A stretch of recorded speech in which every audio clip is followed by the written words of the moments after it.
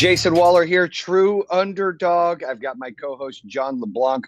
We're going to do an interview again today. We're going to talk about some subjects. We're going to make sure we share everything that you need to hear to get your day started to be positive and overcome adversity. John, how you doing, buddy? I'm doing great today. Absolutely great. How you doing? Good. I'm good, man. I'm trying to get the microphone working. I had some issues with it. Had to use the AirPods, but hanging in there, man. I got the black on black. I was at a convention this morning for a senator, so good time. Can you show your shoes? Yeah, if you want me to show my shoes, look. There you go. How about that, huh? How about it? A little bit of cheetah going with the black, baby. A little cheetah. All right. Looks So, good. man, I'm ready to rock and roll, dude. I'm ready to take it to the next level. What we got? What we got? We got something that you say all the time, and I'm going to bring it up, and I want you to talk about it. Okay.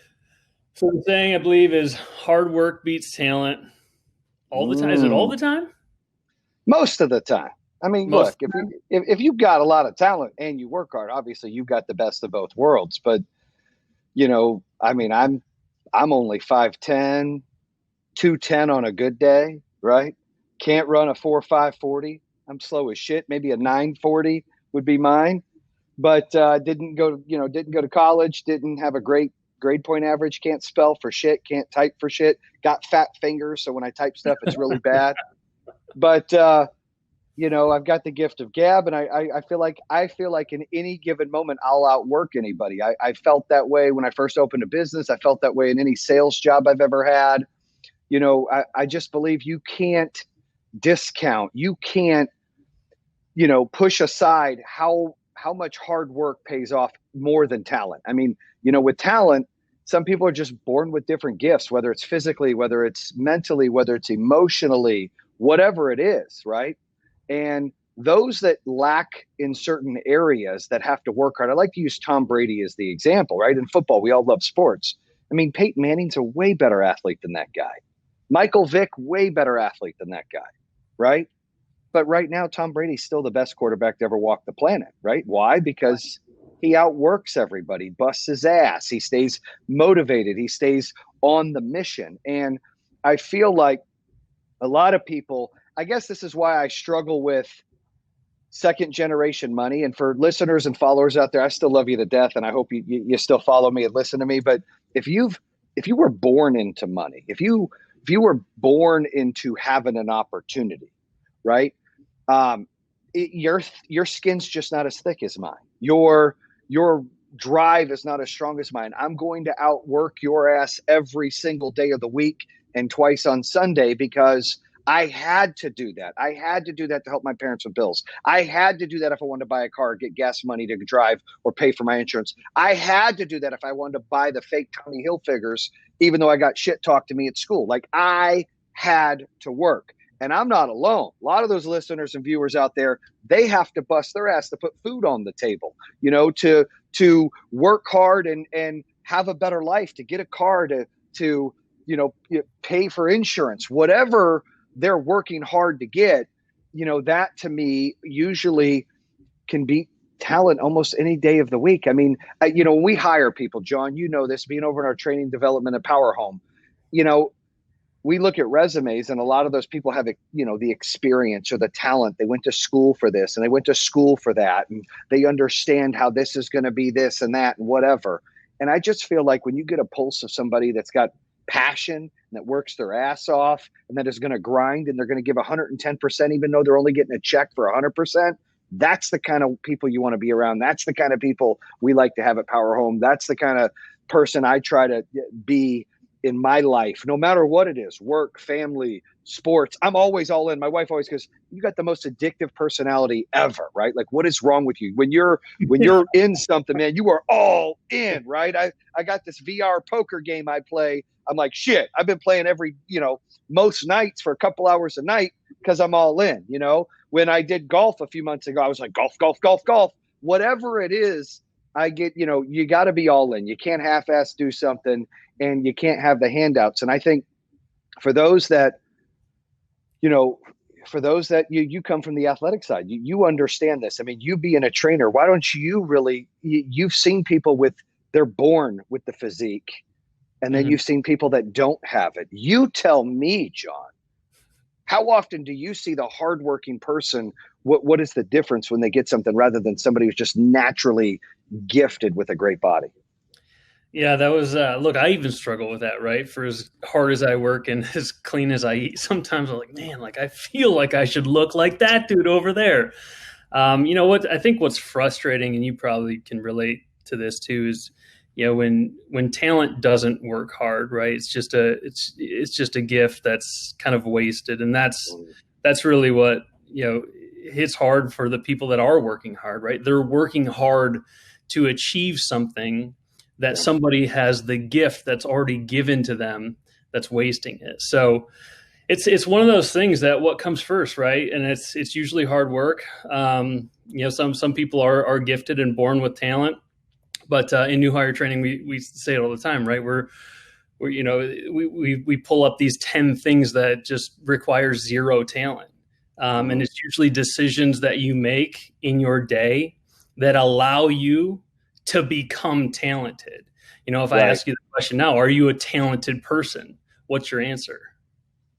You asking me? Yeah.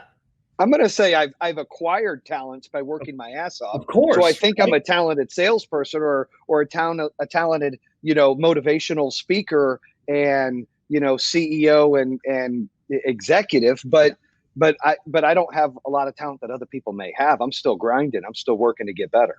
Of course you are. I mean, so your work ethic is established, but you certainly are talented, and that's only a derivative of your work ethic, right? And I think a lot of people can resonate with that, right? They can see that, they can feel that, and now you just have that habitual pattern of working hard to become more talented. Yeah, I mean, there's nothing that bothers me more. And I love competition. Like competition is one of our core values with our company. I talked to Joe recently today and, he had the list of 9. I'm like, you've got to add competition to that because to me, competition brings the best out of everybody. Right. And it can be positive competition, but there's nothing that chaps my ass more than walking into a sales place. And I've had a handful of jobs. We talked about it in a previous episode and wanting to learn from the best. And they're scared to show me. Like, it's like, really, you don't deserve to have that spot. If you can't share that knowledge, if you can't try to teach and train people to be bigger and better than you, how are you ever going to move up in life? When you're holding on to something, you don't want to show people, here's how you can do this job better. Here's how you can do that. When you keep all that secluded and you're at the top, it's a matter of time till you fall down. I truly believe that. And, when I go into certain jobs, I worked at AT&T, First Union, different places like that, Verizon, and selling, I would try to attach my hip to the top 1 or 2 salespeople in the office and learn from them and say, hey, look, I want to be where you're at. I want to be pushing you for that spot. How do I get there? Then you can really see who is working their ass off to get there and have acquired those talents, right? And then you could see who maybe is talented but half-ass wastes their talent and they're lazy, and it's a matter of time till everybody just passes them, right? If you use gazelles and lions as the example, some of these gazelles are born fast as shit. Some aren't. But damn it, if I'm a gazelle and a lion's going to get my ass, I can assure you I'm going to be running every damn day to make sure I'm at that front of that list, right? And eventually, all of us running for our lives, that one that was born with talent that half-ass runs, they're going to be in the back and they're going to get caught by that lion. Life to me works that way. Business works that way. And I see all the time when I've gone into sales, meetings, trainings, or jobs and learned, and then I get to the top, the first thing I want to do is train someone to push me. Like, I want you to push me because I'm going to do better, right? Mm-hmm. That's what competition's about. And, in sports, my son wants to be an NFL player. He's told me, Dad, I'm going to be a quarterback. And when I do, you'll come to my games. I'm like, heck yeah. And he's like, yeah, that's what I want to do. And then after that, I want to be a game developer. And I'm like, great. Now he's 10. And you don't tell your son that, you can or can't be an NFL player because anybody can do whatever they want. That's a fact, right? You work hard enough, you can do whatever you want. But I want him to have realistic goals, just like I do with my girls. Hey, be the starting quarterback. If you want to be a quarterback, be the starting quarterback in your team first, and then be the starting quarterback, in middle school and then high school, and take it in tranches and steps, right? No elevator, take the steps. Well, with him, he doesn't have talent that he was born with. Like, I've got slow ass concrete feet, dude. I'm short and a little stubby, I come with a big bam, big bang when I get, but like I was decent at football. I played quarterback from 5th grade to 9th grade, and that was it. And it wasn't anything special. I wasn't great. And I sucked at baseball. I wrestled a year or 2 years, and I did okay at that. But I was not super athletic. I love the hell out of sports. And in basketball, I'll foul the shit out of anybody. I'm like Rick Mahorn, Bill Laimbeer, and Dennis Rodman had a baby. I'm bumping and chest bumping and shoving or whatever. But I outworked everyone I could. And I busted my ass to at least, be the quarterback or to be playing basketball, even though I couldn't shoot or dribble very well. And my kids, my wife, she's more athletic than me. She played softball and soccer. But none of my kids, except maybe Mackenzie, acquired athletic abilities, right? They weren't really born with it. So my son's had to outwork everybody. He's had to outwork faster kids, bigger kids, stronger kids. What he has done is he's become the smartest kid on the team. He bought himself an almanac with his allowance at a book fair at school a couple years ago. And then he's telling me, hey, Dad, you know who the top 10 receivers are ever? What about the top 10 defensive ends? He knows players like Herschel Walker, Tony Dorsett, Reggie White, players that weren't playing way before his time, some of them before our time. And he understands and learns the game. He plays Madden, creates his own plays. I say this because here's a kid, he's 10, innocent kid that wants to be something great and understands that kid is faster than him or that kid is stronger than him. He understands that. He does work out and he tries to get faster. What does he do? He finds the way. How can I be different and better than them? And it's hard work.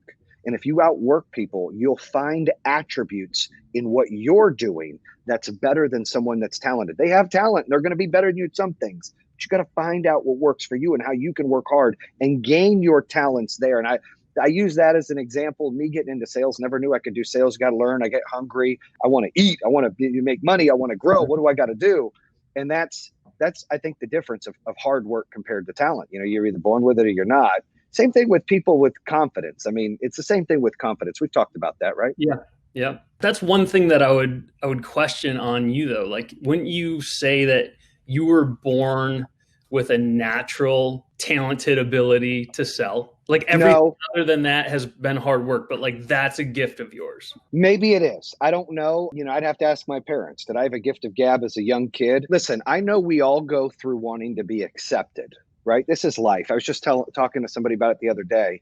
Everyone goes through these times in their life, whether you're an elementary, a student, you're in middle school, you're in high school, you're in college, which I have no idea what that was like, but I'm assuming, or even you're at a job, or even you're an adult. People yearn to be accepted somehow, some way. And in today's world with social media, it really deflates people. You look at women, in my opinion, it hurts women more than men because they look at women with great hair, great body, all these things all day, every day. And people that usually they post their best parts of their life. They're not going to post when they look like shit and, their belly hanging out with crust hanging out of their belly button or whatever. You're not going to see shit like that, right? but you're just not, right? I should try that one time. But my point to that is I believe, when I was a kid, I remember I was a quiet kid in certain spots. I got bullied in certain spots. And then other times in grades, I was popular. I had a girlfriend, in 4th grade, I was pretty popular. I had a girlfriend 3rd grade. 1st and 2nd grade, I kind of remember. I don't think I mattered. 5th grade, nobody liked me. 6th grade, got a little friend. 7th and 8th grade, I peaked. I peaked in middle school, right? I was pretty popular in middle school, thought I was a wannabe gangbanger in the West Coast. It was just different, shout out to Desert Sky Middle School. I thought it was the hardest thing in the world. Right. And I've gotten a few fights in life there, but I didn't understand what hard really was. And when I moved to North Carolina, went to school, I never fit in. Right. So that's deflating. And how do you have a gift of gab then? Like, you try to talk to people don't like you. You live in a trailer park. You drive a shitty car that, their family's dinner costs more than your damn car. They're making fun of the clothes you wear. I just never fit in. I remember me and my late friend David, we would go to parties our freshman year and the beginning of sophomore year. And, we weren't invited. We just wanted to go. We wanted to matter. We'd drive over there and they'd be like, get out of here. And it was hurtful. It hurts your feelings. But what it does is it motivates you. And I bring this up because when you have hard work and you say, you know what, I'm kind of sick of this shit, right? When I was able to get on the phones and do sales, I could be whoever I wanted, right? We've all seen Boiler Room. We've all seen Wolf of Wall Street. you can be whoever you want on that phone. And that kind of gave me confidence to really get that gift of gab. I mean, I also believe if you've got game and spitting game, hollering at chicks. I mean, I've been married since Santa's ass came down the chimney the first time, right? But if you've got game, then you also have a gift of gab. There's a lot of guys out there that are ladies guys, they get all kinds of girls. They maybe they're born with that talent. I don't know if I was born with it, John. I'm getting to the point of different spots in life pushed me to want to learn to talk to people better, to be a little bit more confident, to get into sales and outwork people when I'm in a situation.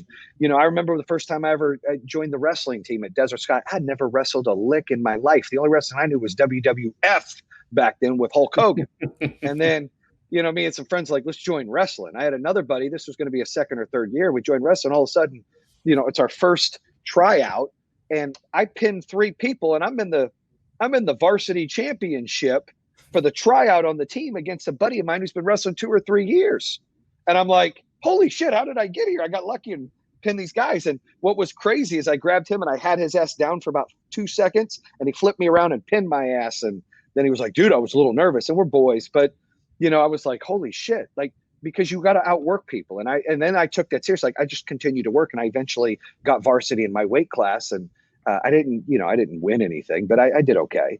But my point is hard work and confidence are so key in life, relationships, business, how to work, how to apply for a job. You got to be persistent. Talent gets you so far, and you're right. We see it wasted, but hard work is almost unlimited potential because you gain talents from it. Yeah. So taking you back to what you said a few moments ago, how captivating you are when you speak now, right? Well, there was a lot of times you had the gift of gab early on, but people didn't listen. Matter of fact, maybe people made fun of you. People didn't like what you said. So working hard to overcome those things and recognizing that didn't work. I still want to communicate effectively with people.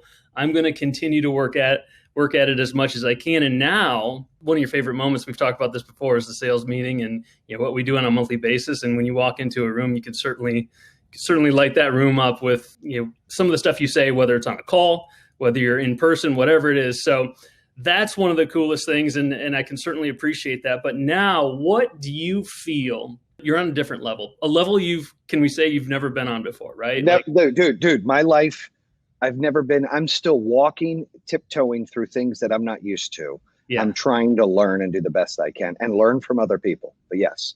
So, and you have this work ethic, this incredible work ethic. Do you come across talented people now that don't work hard? Maybe it's at a CEO level, maybe it's at a high level within business.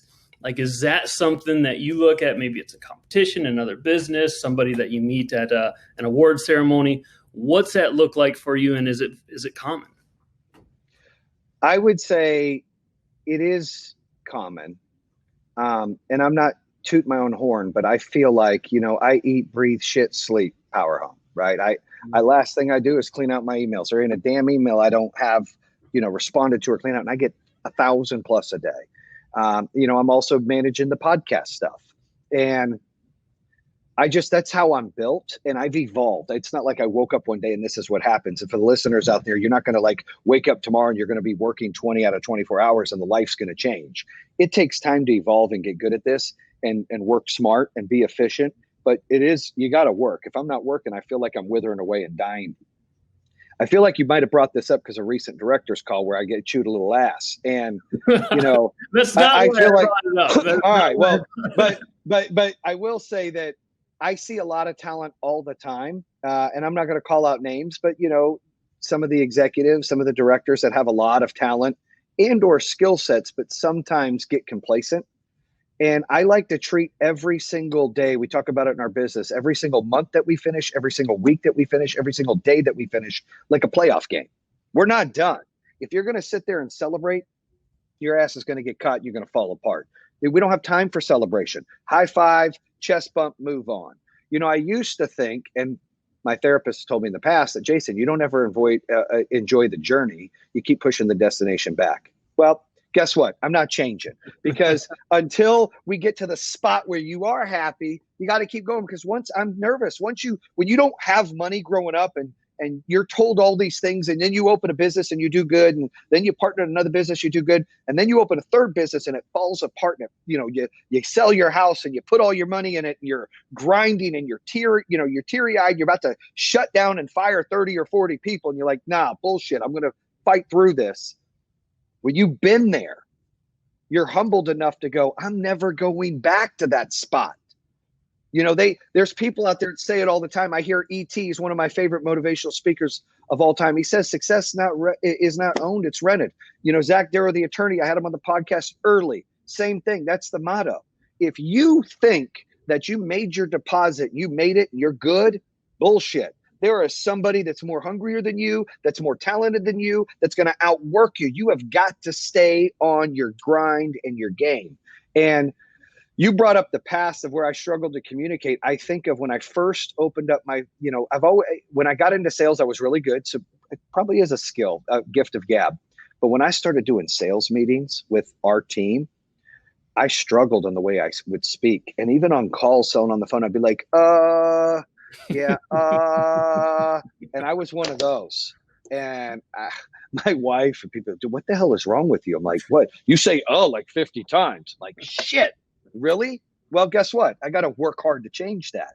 And I would get up and have to do meetings with people older than me that graduated college that, I was naturally intimidated. Shouldn't have been, but I was. I had to find a way of, how can I light up this room and get them to believe in me? How can I get them to follow me to where we want to go? How can I get them to see my vision? And you're just gonna have to get some confidence. You're gonna have to pick up your nuts, and you're gonna have to do it. You can't make excuses. Roll up your, you tighten your boots, roll up your pants, roll up your sleeves. Let's go, because you can't sit there and wither away. I would get in these meetings and I struggled at the beginning, and I challenged myself, like, damn it, Jayson, you got to do better than that. What is wrong with you? And I love the sales meetings, not only because I feel like I've come a long way, and it's really, but it's the feeling I get, the faces I see on our team that believe in me.